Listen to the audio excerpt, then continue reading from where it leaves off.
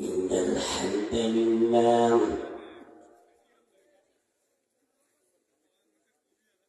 نحمده ونستعينه ونستغفره ونعوذ بالله من شرور أنفسنا ومن سيئات أعمالنا من يهده الله فلا مضل له ومن يضلله فلا هادي له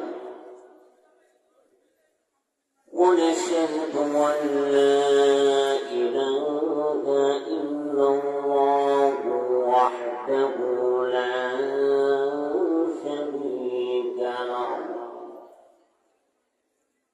ونشهد أن سيدنا وسندنا ونبينا وشفينا وطبيبنا وطبيب قلوبنا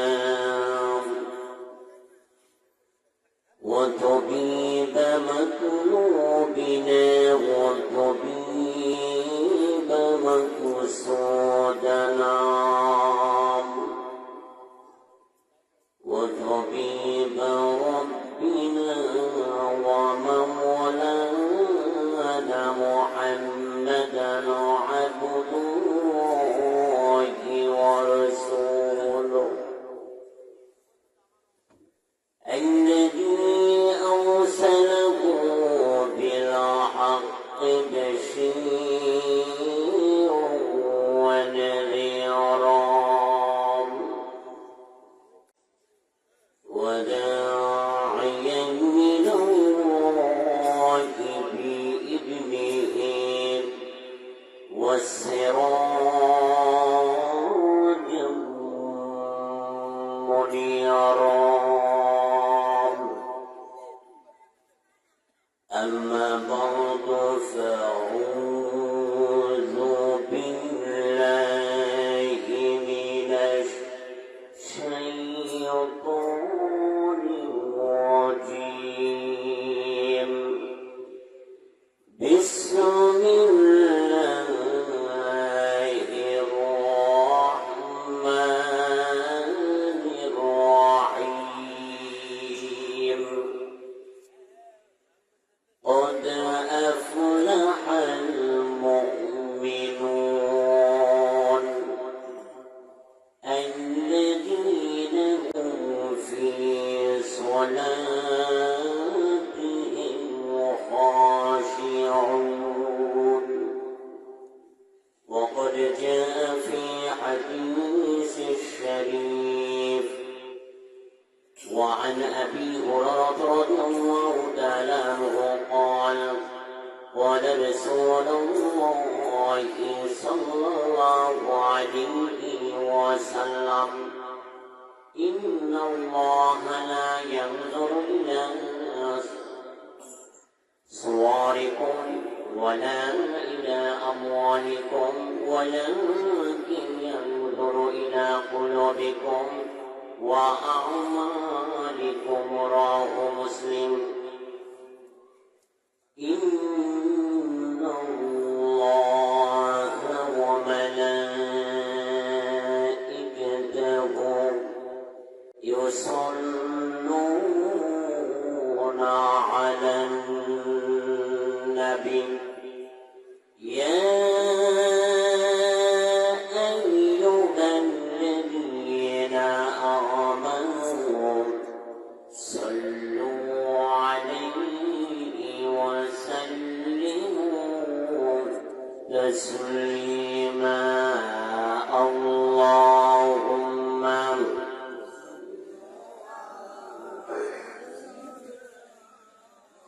مولانا محمد وعلى آله محمد فرد اللهم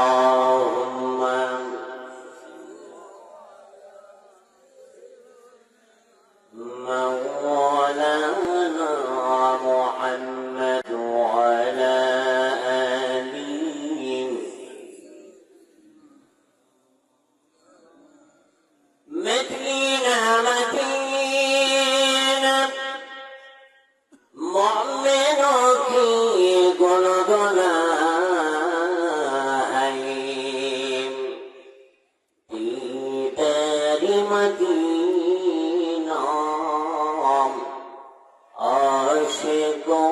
की तमन्ना है अल्लाहुम्मा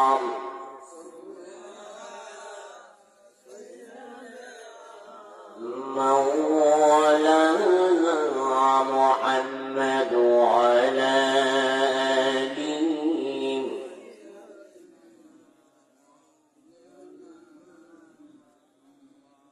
मदीने की हवा से जन्नत बो आती है खाओ के पाके मदीना में नूर जन्नत चमकती है अल्लाहुम्मा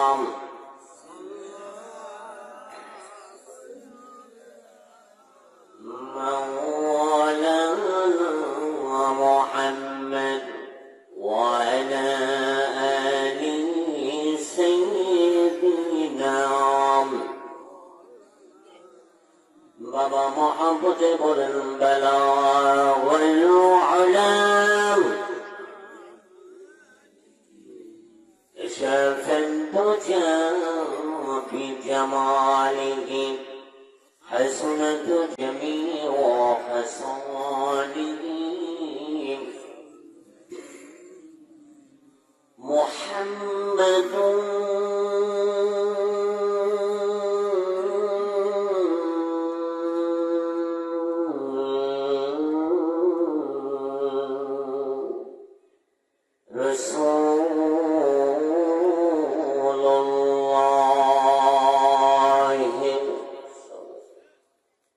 وختم الله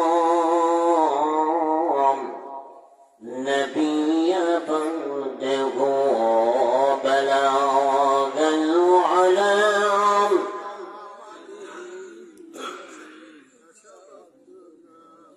حسنت جميع خصاله صلوا عليه وآله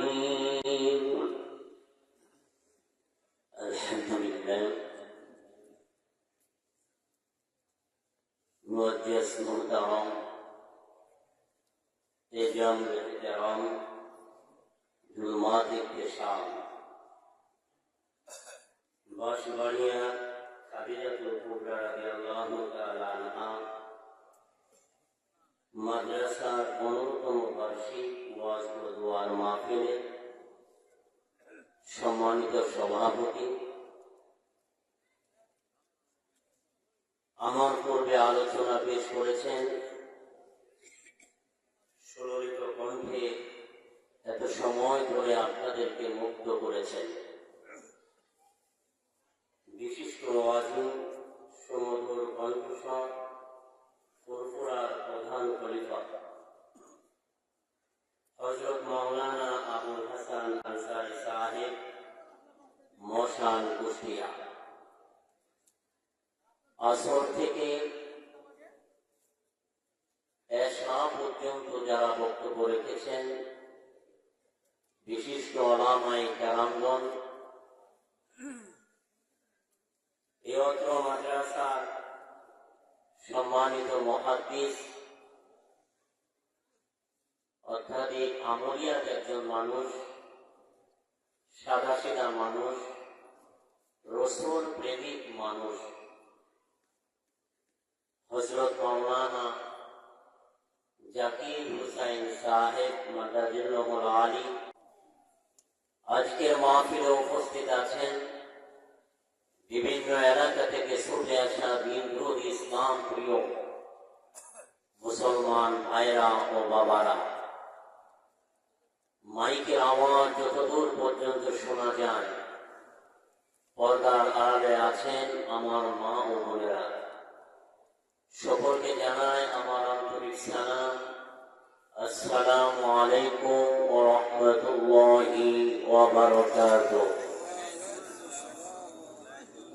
মহান জাল্লা জালালুহু আম্মা নওয়ালুহু দরবারে লাখ কোটি শুকরিয়া যে মহান আল্লাহ তাআলা আমাদেরকে এই রিয়াজুল জান্নাহ বেহেশতের বাগানে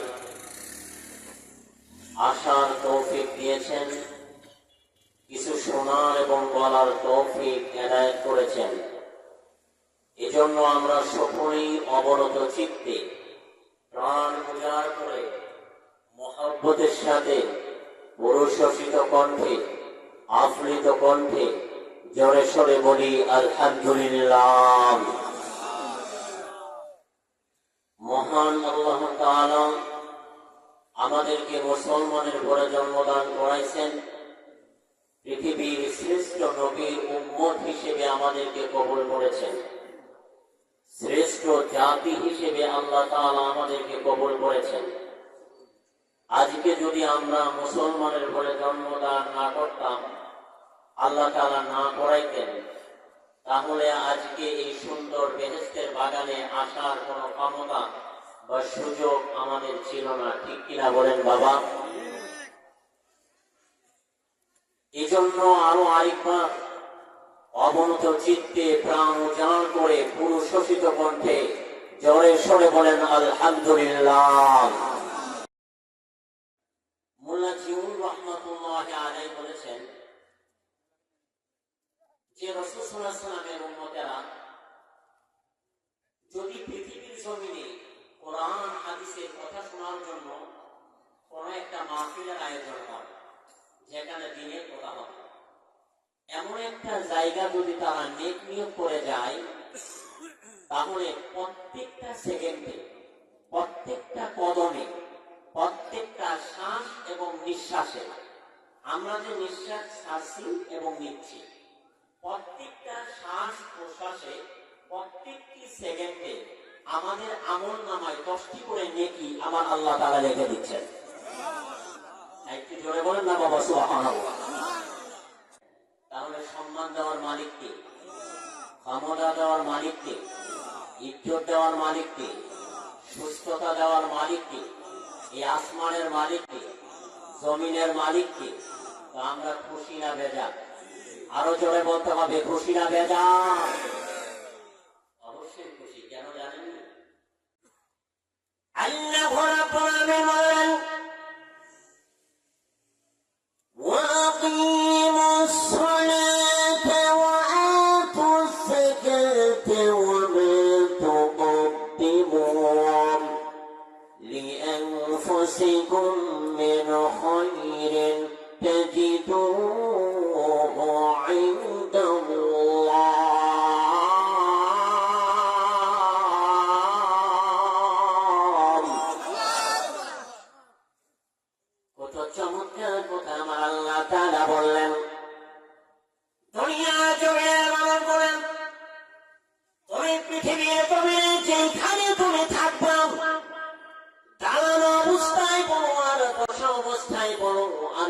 অবস্থায় বলো, রাস্তায় থাকো, দোকানে থাকো, মাহফিল স্টেজে থাকো, আমি আল্লাহ যেইখানে যেই জমিনে দাঁড়ায়া তুমি নামাজ আদায় করলা, যাকাত দিলা, যেইখানে দাঁড়ায়া নেকির কাজটা করলা, নেকির কথাগুলা শুনলাম, ওইখান থেকে বাড়ি যাওয়ার আগে ও বান্দা তোমার সবগুলি আমি আল্লাহর দরবারে চলে আসি।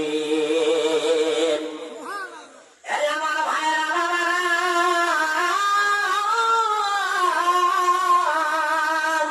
আজকের এই মাহফিল আছেন, আগামীকাল বাঁচবেন এমন কোন গ্যারান্টি নাই। তুমি জমিদার হও, তুমি একজন এমপি হও, তুমি একজন মন্ত্রী হও, তুমি একজন ম্যাজিস্ট্রেট হও, তোমার মতো কত নেতা ওই বাচ্চাদের নিচে ঘুমায়, রাস্তার কিনারে ঘুমায়, ওই অটো স্ট্যান্ডের পাশে ঘুমায়, একবারও কোনো পরিমাণ তোমার খবর নাই না। বাবা ঠিক কিনা বলেন? আল্লাহ বলল তুমি যে ব্যক্তি হও আর তুমি যেখানে থাকো, তুমি যে কাজগুলো করো, সব কিছু সম্পর্কে আমি আল্লাহ অবগত আছি। শুধু অবগতই নয়, তোমার প্রত্যেকটা নেকির কাজ, প্রত্যেকটা বদ কাজ, পাপের কাজ আমি আল্লাহ তাআলা গুনে গুনে আমি আল্লাহ ডায়েরিতে রেখে রাখি।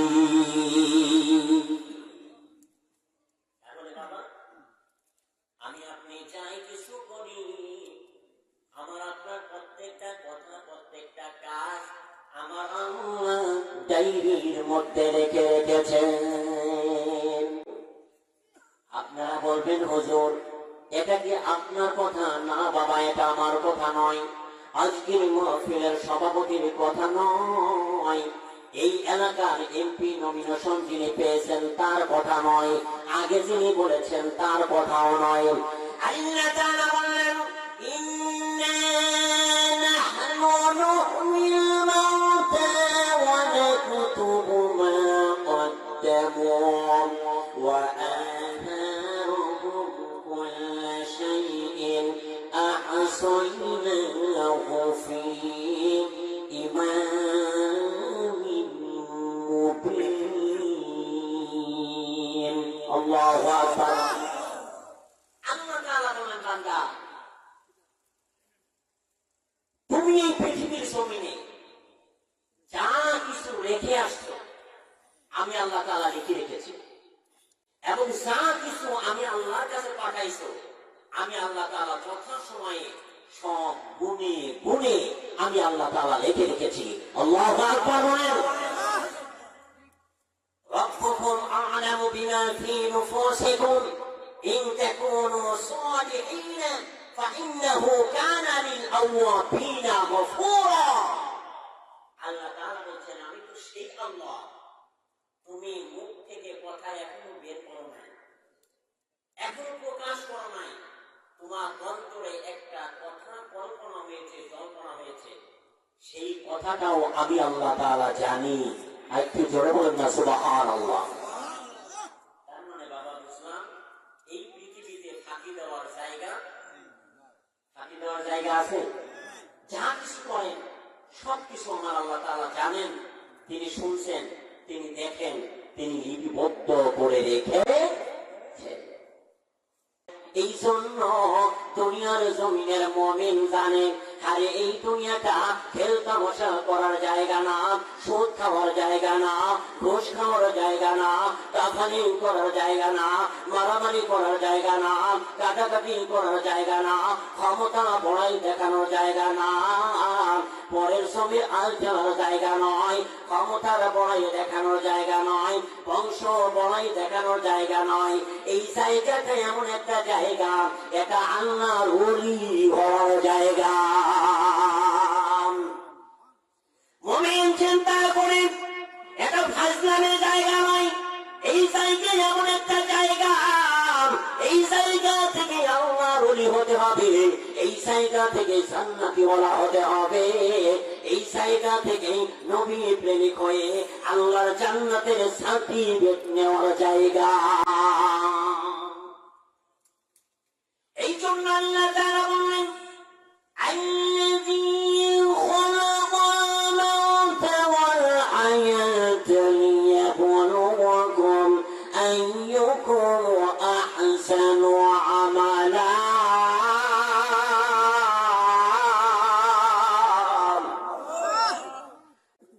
বাবারে, মন্দিরটা খুলে একটু ওয়াজটা শোনেন না বাবা।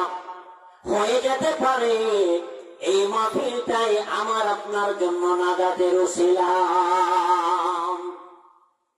তাহলে আমরা জানবো আল্লাহ সকল কাদেরকে বলেছেন, আমার আল্লাহ তাআলা কাদেরকে কি মুমিন ঘোষণা করেছেন। আজকে এই কথাগুলো জেনে অন্তরে নিয়ে আমল করার উদ্দেশ্যে বাড়িতে যেতে রাজি আছি। কারা কারা হাত তুলে দেখা। আল্লাহ কবুল করুন, বলুন আমিন। নারে তাকবীর। হাত নামান। বাবারে আমার, ওই আয়াতে আমার আল্লাহ তাআলা কি বললেন? আল্লাহ বলেন, আল্লাযী খালাকাল মাউতা ওয়াল হায়াতা লিয়াবলুয়াকুম আইয়ুকুম আহসানু আমালা। ও বান্দা, আমি তোর হায়াতটা দিয়ে দিলাম, আমি আল্লাহ তাআলা তোর মৃত্যু সৃষ্টি করে দুনিয়ার জমিনে আমি পাঠাইয়া দিলাম। আমি এমনি এমনি পাঠাই নাই, এই আসমান উপরে জমিন নিচে একটা প্যাকেট করে আমি আল্লাহ তাআলা তোদেরকে পাঠাইয়া দিলাম। এটা খেলতামশা করার জন্য পাঠাই নাই, মারামারি করার জন্য পাঠাই নাই, ক্ষমতা জোর দেখানোর জন্য পাঠাই নাই। আমি আল্লাহ দুনিয়ার জমিনে পাঠাইয়া দিলাম বান্দা তোমাকে পরীক্ষা করার জন্য। আল্লাহ কি করবেন? জোরে বললেন কি করবেন? আল্লাহ পরীক্ষা করবেন। এই হায়াতের জিন্দেগির মধ্যে আমার আপনার সৎ কাজের মাধ্যমে ইমানদারের সার্টিফিকেট আল্লাহ দিয়ে দিবেন। আমি দেখেছি যে একটা এলাকায়, প্রতিটা এলাকায় দুই একজন মহিলা থাকে। এরকম দুই একজন মহিলা থাকে। কিছু কিছু মহিলা আছে দেখবেন, যদি ঝগড়া না করে তাহলে ওর দিন যায় না।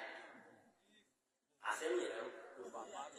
মানে যদি কার সাথে ঝগড়া না করে ওই দিন ওর অতিবাহিত হয় না। কোন লোক যদি না পাই তাহলে একা একা ঝগড়া করে, তার মানে ওর খোরাক ওটা করতেই হবে। এইরকম মহিলা যদি দুই একটা এলাকায় থাকবে, এলাকা থর করে কাঁপে। তো এক মহিলা খেলায় যদি এলাকা কাঁপে, এতগুলো পুরুষ আপনারা বসে আছেন, নাকি পুরুষ না মহিলা? আপনারা তাহলে আওয়াজ কি আসতে হবে না? যারা হবে যারা বলেন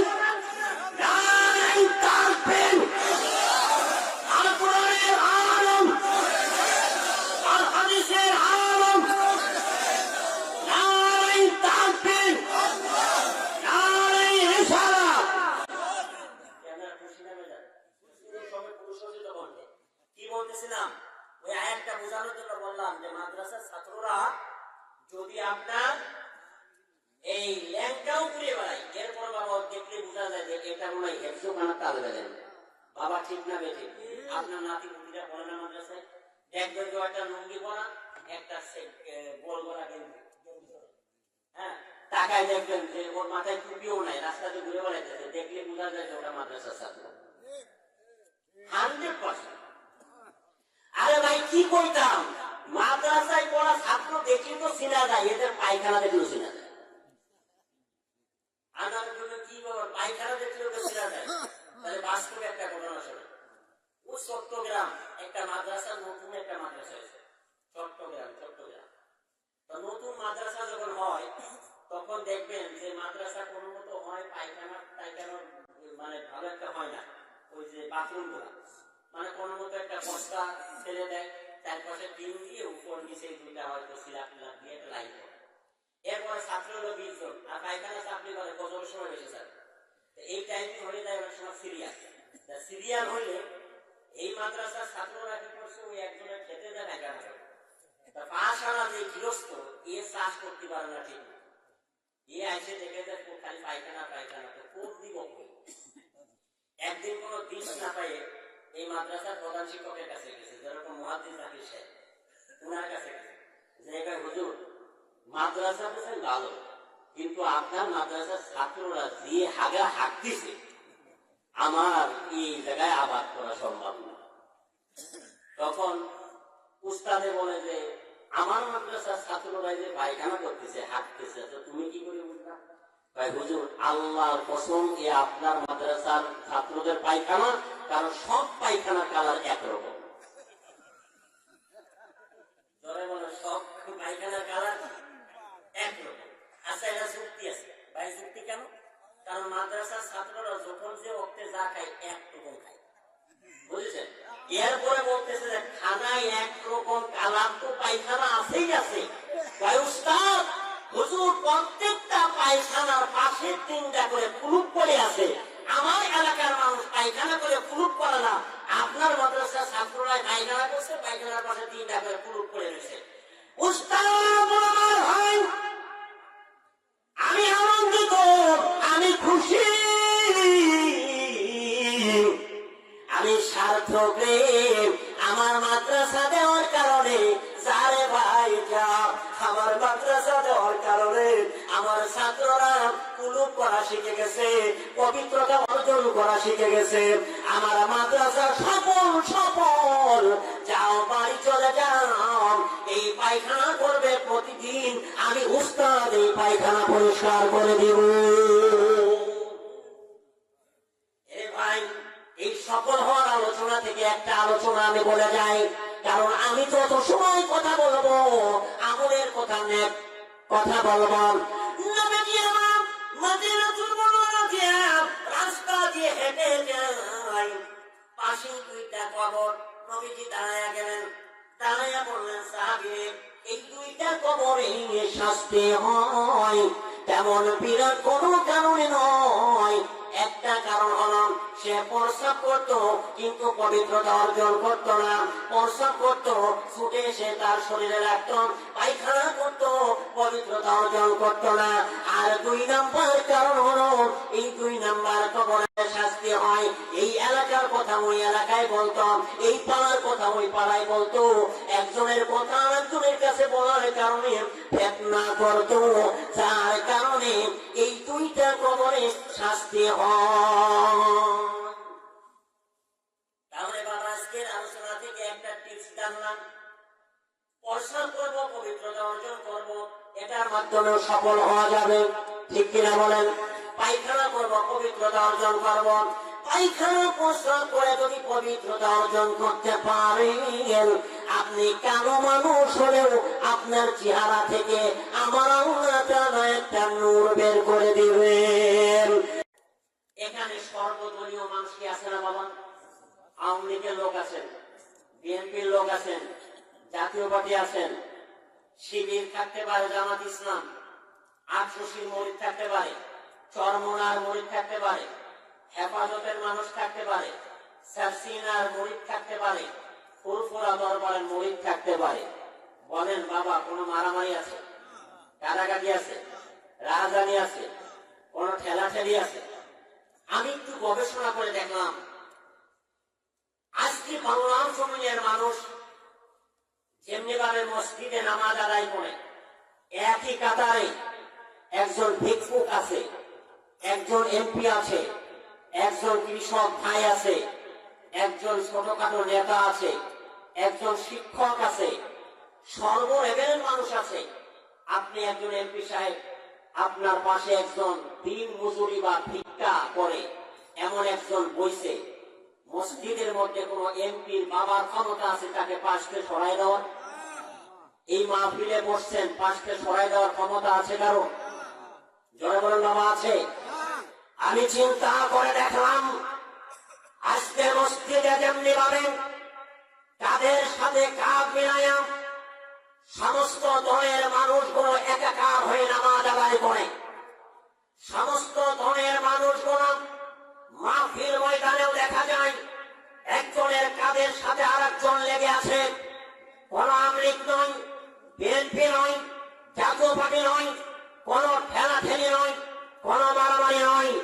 চিন্তা করে দেখেন, মাহফিল ময়দানে যেমনি ভাবে সর্বদলীয় লোক করে এক জায়গা হয়ে একাকার হয়ে ইসলামের জয়গান তোলেন, মসজিদে যেমনি ভাবে একাকার হয়ে সমস্ত মুসলমান, কে আওয়ামী লীগ, কে বিএনপি, কে জাতীয় পার্টি একাকার হয়ে নামাজ আদায় করে, ঠিক তেমনি যদি রাজনীতির মঞ্চে, দোকানে, পার্কে, বাজারে, সমাবেশে, জাতীয় সংসদে এইরকম কাজের সাথে কাজ মিলিয়ে যদি মুসলমান চলতে পারতাম, আল্লাহ তখন এই এলাকা থেকে পার্লামেন্ট পর্যন্ত জান্নাতের টুকরা হয়ে যেত। ঠিক কিনা বলেন?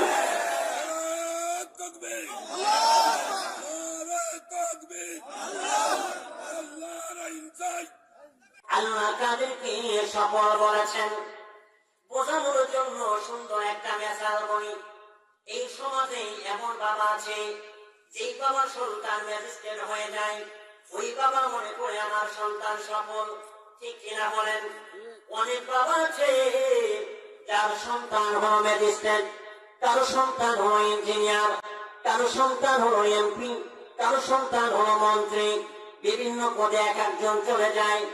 ওই সন্তানের বাবা গুলা বলেন আমার সন্তান গুলো সফল হয়ে গেছে।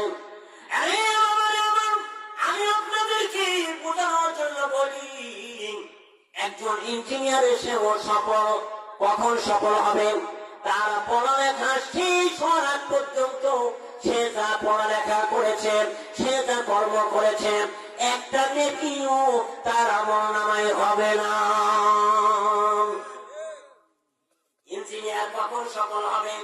ইঞ্জিনিয়ার হওয়ার পরে যদি মনে করেন এখানে একটা মাদ্রাসা, এখানে একটা মসজিদ, এই কাজটা আমি করব, তবে এখানে আমি বেশি লাভ খাবো না। আল্লাহর নবীর ঘরের মাদ্রাসা, আল্লাহর ঘরে কি টাকায় আমি এখানে লাভ খাবো না, আমি লাভ ধরবো না, আমি এটা যতটা পারি সাশ্রয় আমরা করে দিব। এই এলাকায় যদি একটা রাস্তা হয়, ওই ইঞ্জিনিয়ার যদি মনে করে এটা আমার এলাকা, এই এলাকা দিয়ে মানুষজন চলাচল করবে, এখানে আমি লাভ খাবো না, এখানে আমি ঘুষ খাবো না, এখানে আমি ক্ষমতা দেখাবো না, তাহলে ওই বান্দা আমার নামাই আমার আল্লাহ সব লিখে দেবে।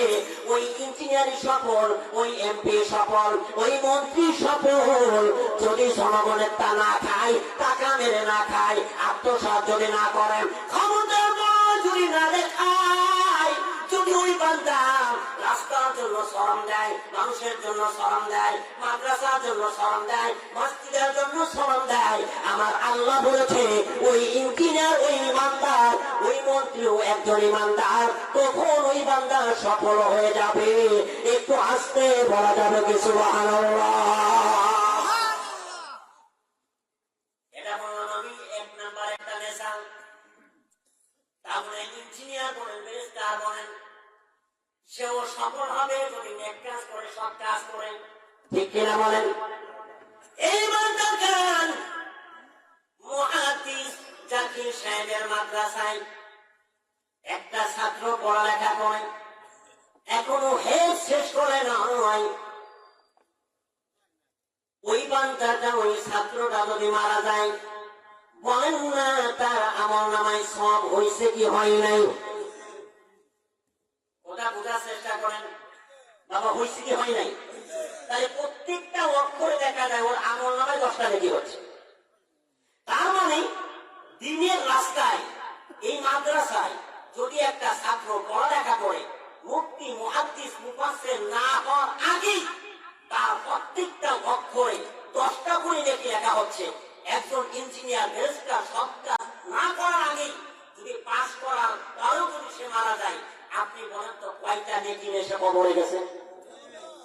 গেছে? আর একটা মাদ্রাসার ছাত্র যদি কোরআনে হাফেজ নাও হয়, তার আগেই যদি মারা যায়, তারপরে বোঝা যায় তার আমল নামায় লক্ষ লক্ষ কোটি কোটি গুণ সব নিয়ে সে দুনিয়ার থেকে বিদায় নিয়েছে, ঠিক কিনা বলেন? তাহলে মনে রাখুন, ইঞ্জিনিয়ার হলেই সফল নয়, ব্যারিস্টার হলেই সফল নয়, উকিল হলেই সফল নয়, একজন ক্ষমতাবান ব্যক্তি হলেই সফল নয়। সফল তো সেই বাবা, যেই বাবার সন্তানের পিছনে হাজার হাজার মানুষ নামাজ আদায় করে। সফল তো সেই বাবাই, যেই বাবা মারা গেলে বাবার সন্তান তার জানাজার নামাজ পড়াইতে পারে, ঠিক কিনা বলেন?